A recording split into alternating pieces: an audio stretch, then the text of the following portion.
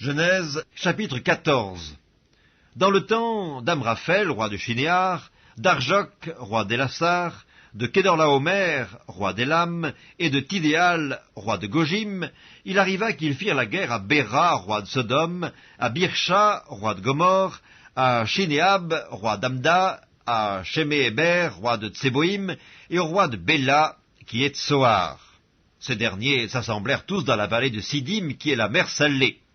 Pendant 12 ans, ils avaient été soumis à Kedorlaomer, et la 13e année, ils s'étaient révoltés.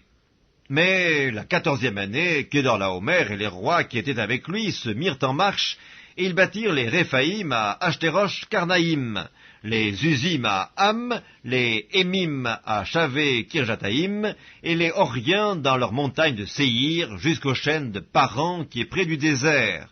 Puis ils s'en retournèrent vers à En-Mishpat, qui est Kadès, et bâtirent les Amalécites sur tout leur territoire, ainsi que les Amoréens établis à Hasatson-Tamar.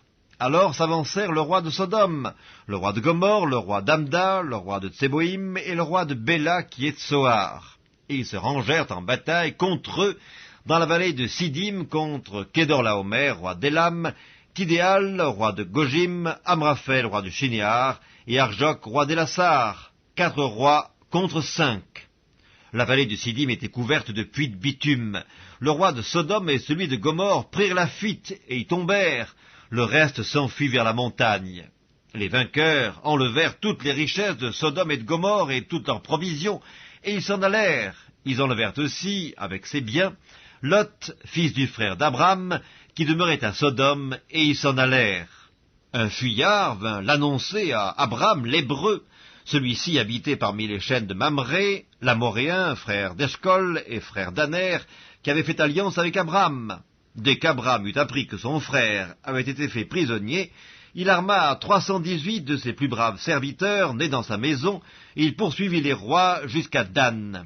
Il divisa sa troupe pour les attaquer de nuit, lui et ses serviteurs. Il les battit et les poursuivit jusqu'à Shoba, qui est à la gauche de Damas. Il ramena toutes les richesses. Il ramena aussi Lot, son frère, avec ses biens, ainsi que les femmes et le peuple.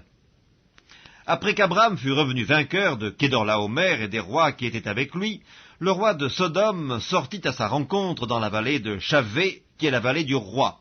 Melchisédek, roi de Salem, fit apporter du pain et du vin. Il était sacrificateur du Dieu Très-Haut.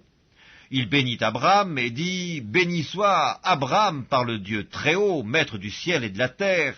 Béni soit le Dieu Très-Haut qui a livré tes ennemis entre tes mains. » Et Abram lui donna la dîme de tout. Le roi de Sodome dit à Abram « Donne-moi les personnes et prends pour toi les richesses. » Abram répondit au roi de Sodome « Je lève la main vers l'Éternel, le Dieu Très-Haut, maître du ciel et de la terre. Je ne prendrai rien de tout ce qui est à toi, pas même un fil, ni un cordon de soulier, afin que tu ne dises pas « J'ai enrichi Abram ».